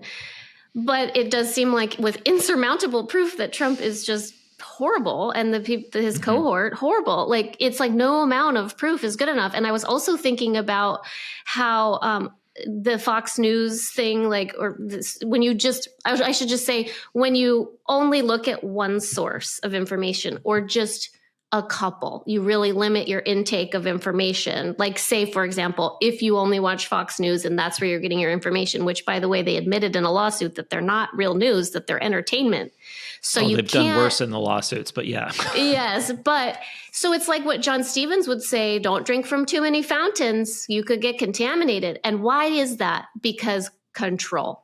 If he can keep you from getting too much information that could possibly shed light on his lies or other ways of thinking, he doesn't have control of you anymore. And I see that with a lot of the Trump followers, is they're just getting their information from a very limited source. Well, that's by design. Yeah, they're all. I mean, I'm not gonna like both sides of this right now, but like I'm gonna a little bit because that's by design of the whole thing, and it's not like a conspiracy or whatever. I'm not like trying to like go down that like some puppet masters out there, but like that's happening on and this is why this is so important. Why we're even talking about it in this podcast is because it's like exactly the same of the experience, and it is like. I feel the brainwashing. I can feel it. Now that I know what brainwashing is, like growing up in it, I was brainwashed. Coming out of it, I didn't understand what brainwashing was. So I was like, I wasn't brainwashed.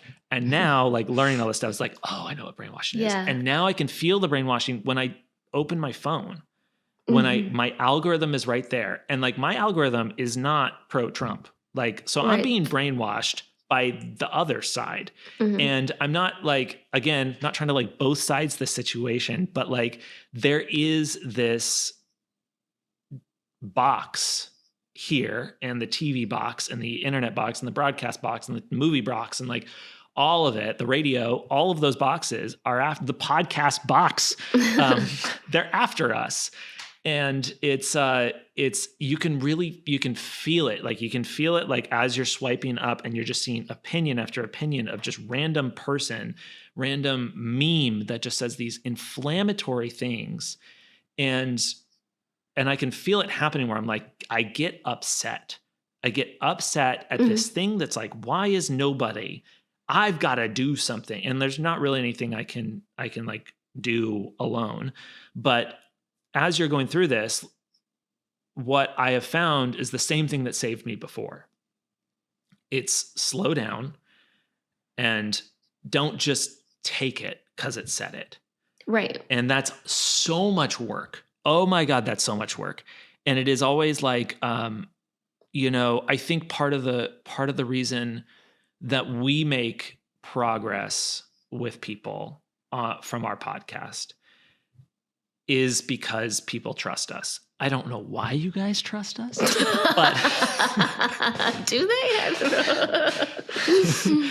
I think that, obviously there's people that just like, we get comments every now and then that are just amazing. And I love them so much for their kookiness of like John Robert Stevens. But it's mostly the William Branham stuff. Those guys are diehard, man. That one episode just, William Branham still gets it.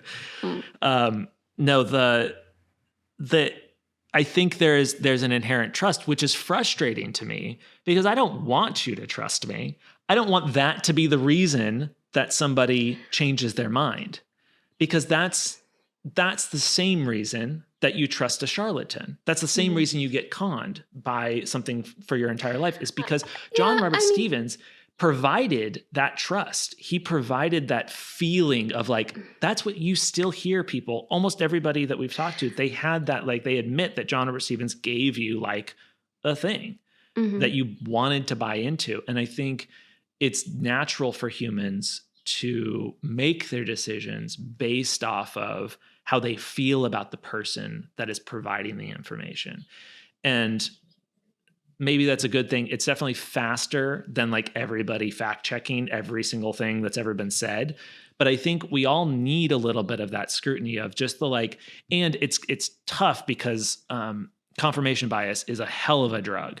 It is what all media, social media, even Google itself is based off of. Like, let me type in something and get the results I want, as opposed to but that goes back to my statement about drinking from other fountains. I think that it's just like when you go to college with the gen ed classes, the point of the gen ed classes is to make you a well-rounded person, like to educate you in a well-rounded nut job is what it's supposed apparently.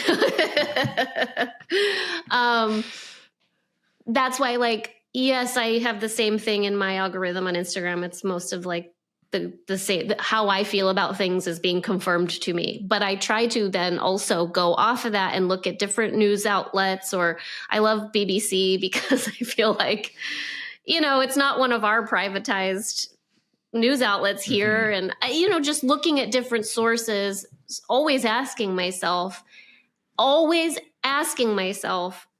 am I not seeing something here? Am I like falling victim to this other cult, the anti-Trump cult, which I don't think is a cult, but because it doesn't demand total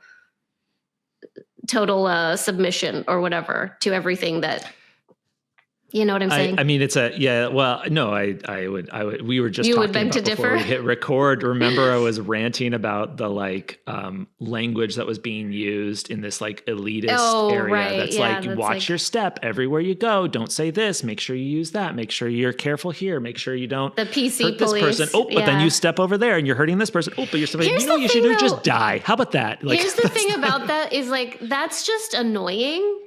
But it's not threatening to people's lives and livelihoods. Not necessarily, unless you're a celebrity that gets canceled. Yeah, it's not life and death. Whereas the stuff that's going on, with the Trump administration is life and death for some people. And I don't understand the lack of empathy from so-called Christians who are okay with him shipping, allegedly illegal immigrants off to El Salvador, never to be seen again. It's just, and I watched actual video footage of ICE detaining people in this way, in horrific ways. And I'm just well, how is this? Isn't deep state creating these videos? Is that what these people think? So anyway, I'm aware that I could be being influenced by the opposite side in the same way, but I actively try to ensure that I am not only looking at one side. I try to be open to the other side. What's one way that you... I've had conversations with Trump supporters who aren't total fucking whack jobs and who I like as humans. And I'm okay, I mean, I guess I can see your perspective from I know these people to be very good people. And so I'm it's one thing to just be a little delulu and maybe I still don't understand how they ignore all the bad stuff, but it's the ones that are vehement about his he's tits, and then get defensive when we say he's a cult leader. It's that to me, where you can't even have a conversation with someone, they just want to talk at you. Mm-hmm. Then, and some of it's funny, almost like they have a podcast where they just hey, listen, no one has to tune in. We warned you. Most Trump, all Trump supporters that I know, I like. I like them. Oh, really? Yeah. Yeah, I don't think I know a Trump supporter that I don't like. Because I just wouldn't like that person. I don't like, him, and I don't and just like you, it's confusing, the support and the conflict. But, I often try and find the even ground, when dealing with anything. But I think, we're not going to solve any problems here with this. There are everybody in the world working and fighting over this. Mm-hmm. But I think there's a lot to be said. I think there's a lot to understand, especially, just in the world that we live in the media that's out there, that's the way that we consume stuff, the news, the politicians, people that are in charge, the balance, just the whole, everything in America is very extreme. Mm-hmm. And trying to navigate it as former cult members who especially you and I, we've really taken a look at what the living word is, really taken a look at it and how they got to the places that they got. And it's just very those that are hungry for power. They're incredibly selfish, and they're never going to care about anybody else but themselves. And those circles always get tighter. And that's what happened in the living word, is they get tighter and tighter and tighter. And the worst of them all are at the innermost circle. And so I don't know if there's much we can do as regular people to solve that other than like support those that have access and like are doing something about it and make our own brain capable of of staying grounded and connected in reality and like our own lives and stuff. Well, yeah, I mean, I think it's our responsibility to not put our heads in the sand and be like, I mean, it's definitely warranted to take mental health breaks from staying up on what's going on, in the news. But I do think that just because it's not affecting me and my immediate life today, it is affecting so many people, humans who deserve like to be treated with kindness and empathy and charity. It's like, I just think, one, stay informed. Two, do what you can. If it's like in the form of a protest or just posting information.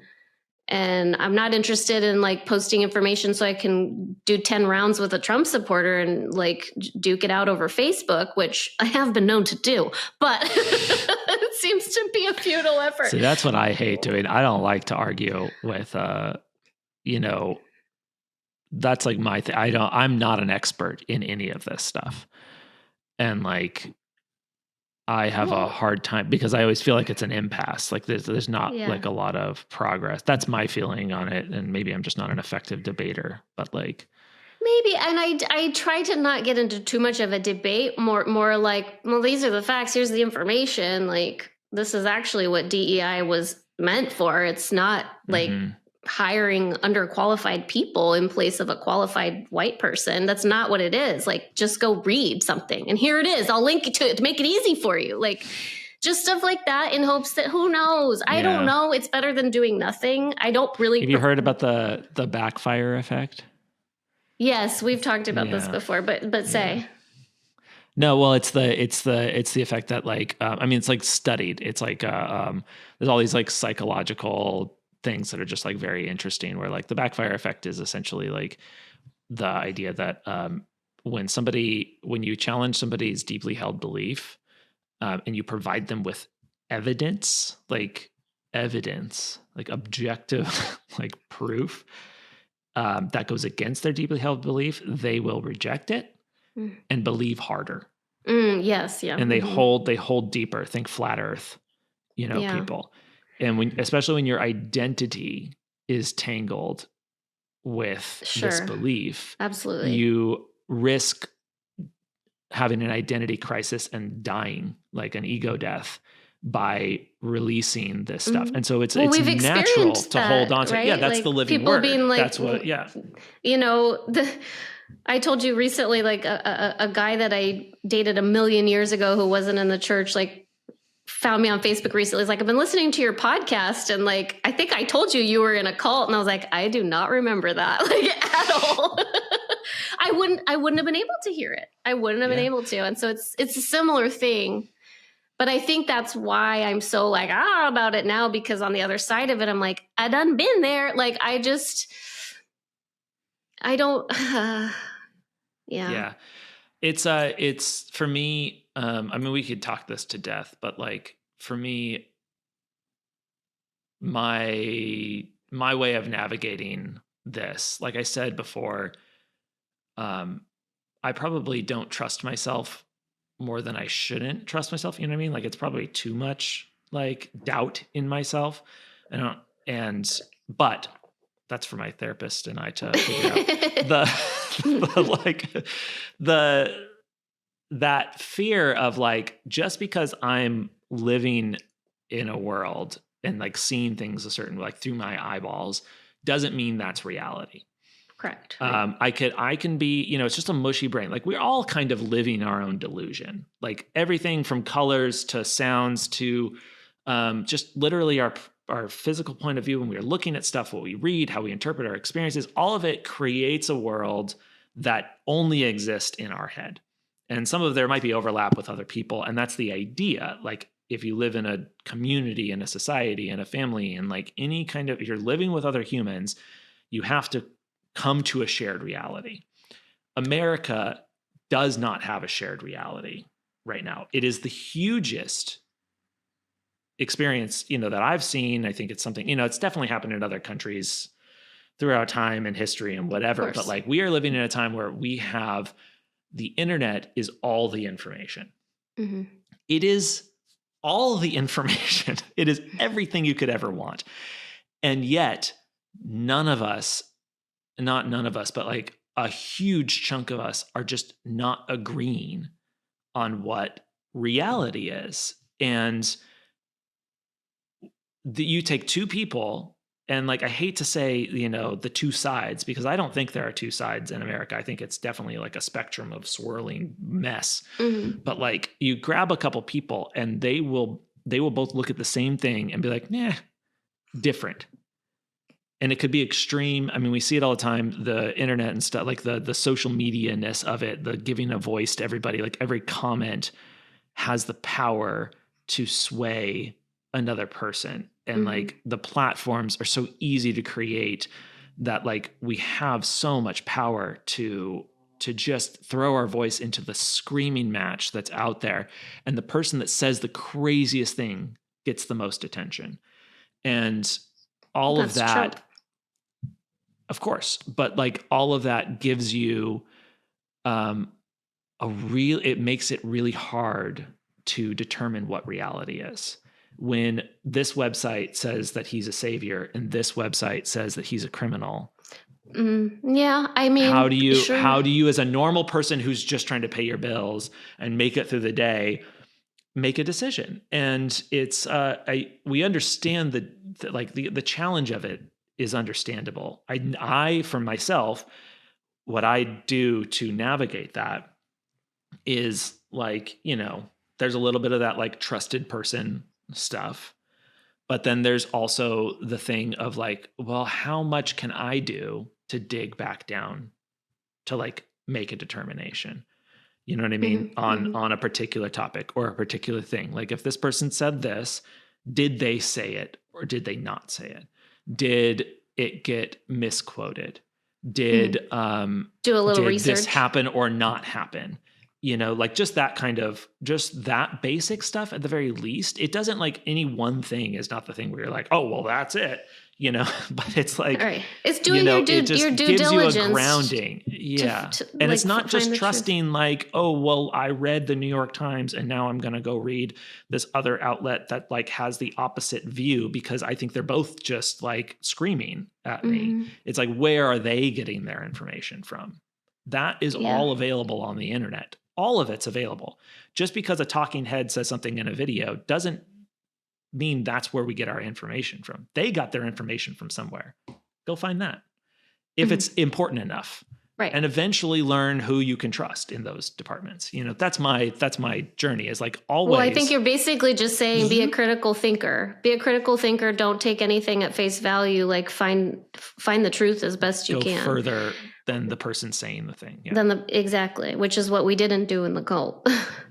And notice when people around you are really suffering, just because, like I said before, just because it's not affecting your immediate life, maybe you don't have any immigrants in your life, or you're not an immigrant, or you're not, you know, whatever, like whoever he's targeting, maybe you're not a young woman who has an at-risk pregnancy and can't get an abortion if you're about to die, like, and you don't know anyone like that. It's just like, think beyond yourselves though. Like think about your fellow humans and how this is affecting them. People who are worried about their Social Security getting taken away. That billionaires are not paying taxes, but you got to pay taxes and you can barely afford your groceries. Like, I think that true, like, Christian values, if you have those, you are always helping the most downtrodden. You are opening your doors to refugees who are fleeing war-torn countries or whatever. Like, it is the antithesis of Christian values to say, fuck you to everyone who's not like me and doesn't believe what I believe. Yeah. We could do a whole episode on, if we want to, or discussion, or we're quitting after this. So remember I know. And how many people have turned it off already? Yeah. I mean, hopefully, you know, just all of them. But the Christian value thing is an interesting commentary because, what are you basing your Christian values on? Like if you look at Christianity in general, or a lot of American Christians, really Western Christians, just Christians, I guess, the sphere of belief, the most popular voices in Christianity, I guess, is more the way I would say it, because, you know, there's so many, most people are Christian. So it's like, you know, the values, not saying everybody shares it, but like the prominent voices in Christianity. And this was how it was in the Living Word too. It wasn't about, and this is the thing that turns me off to Christianity in general for myself, is the values are authority based. So this is something I see a lot, where they're not.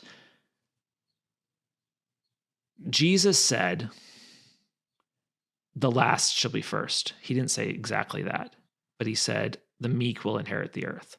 The weak in spirit, or something like that. A lot of times that's interpreted to mean the most important people are the least among us.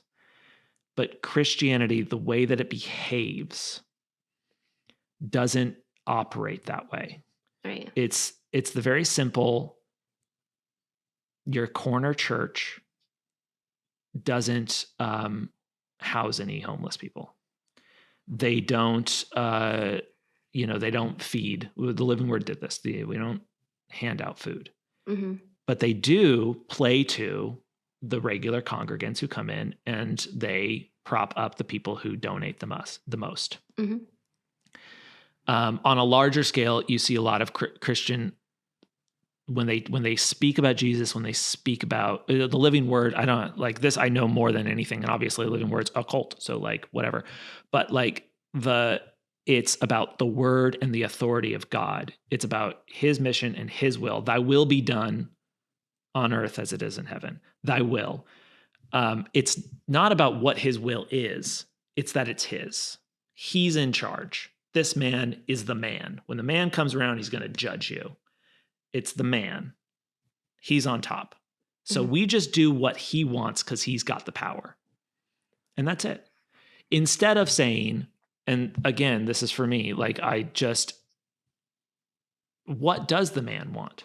Because if the man wants something, if God wants something, if Jesus wants something that doesn't benefit the weakest people, if it's not helping, if I feel wrong about doing it, I should not follow Him just because He's in charge. Even if eternal damnation is the response. Like if I say, sorry, no, I don't agree with you, and I go to hell, like I'm still going to stand by my morals, even if it's God Himself that says that you're wrong. Because if there's a person dying on the street and God says, don't touch him, then God's wrong. You know what I mean? Right. And I think most of what's in the New Testament says to help the man on the street. But the way that Christians behave is they follow the power. Like the most popular Christian churches are these guys with multi-billion-dollar homes or whatever, all of this money, all of this power, flying on jets across the country. And yet they're righteous flying over people who are barely make it righteous gemstone style. They're just barely surviving. And so that, I think, when we talk about Christian values, like what does that mean? Yeah. And this is like by no means, speaking to, we're generalizing right now, because I know there are wonderful Christians who deeply care about helping other people and who cannot stand this administration or are like tired of Christians, giving them a bad name by saying they're all of this in the name of Christianity. They're like, no, thanks. Right. That's what I mean. Like, that's why I was saying prominent voices in Christianity. They're the most popular. They're making the biggest sweeps. And I know that definitely doesn't represent every Christian, like even if they listen to their radio shows or whatever. It's just when you see that, that's like that's the way I see a lot of like these prominent Christian things. The Living Word was definitely like that. It's about the rules, and it's about who's in charge, and it's not about the message, which, like, the message at the end of the day is like help people, feed people. Like the good Samaritan was better than the most holy person, and we don't see a push for that. We see this like top down, those with the power, those with the money, those that are like doing this like really cool stuff with like all the things, and like cutting, you know, like we're the government stuff, Dodge and whatever, Doge, where like they're cutting all of these to people programs like, that are really good. Yeah. And it's like, and there's a lot of there's a lot of waste in there, and they're like people that are mooching. And it's like, to me, but it's like, starting in the they places should be mooching. It's mooch, like, I'm sure mooch. Americans should mooch off of the government. That's what it's there for. I find it and hilarious the billionaires should have nothing to do with it. They're starting at the places with programs that are like the most beneficial to people, and even with our national parks and all of that stuff, it's like you couldn't start with maybe cutting the defense budget just by a couple billion.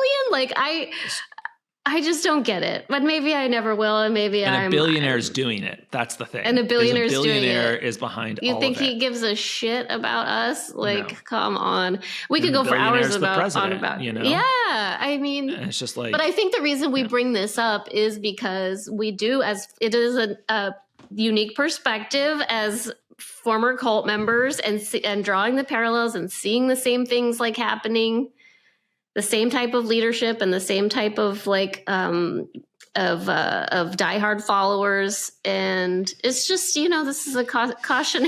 It's a cautionary message. We've been here before. I'll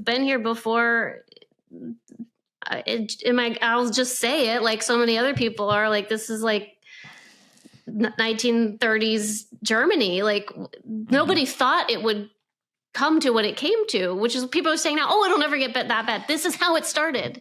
This kind of stuff that you're seeing is how it started. And if it stops here, then, like, you know, we look like fools. But that's great. That would be amazing. Maybe though, that's like, that was what I was going to say, is like, you know, don't stop exercising your voice. Don't get this. It's so easy to get discouraged and be like, well, what does it matter if I keep saying anything or try to do anything or go to a protest or whatever? Well, it's fucking better than doing nothing. Love that for you, Charity. Thanks for listening to Oops, I'm in a Cult. Please rate, review, and subscribe on Apple Podcasts, Spotify, and YouTube. Follow us on Instagram at Oops, I'm in a Cult Podcast, or email us at oopsiminacult@gmail.com. Take it easy and don't join a cult. If you or someone you know has a mental illness, is struggling emotionally, or has concerns about their mental health, there are ways to get help. Use the resources linked in the description to find help for you, a friend, or a family member.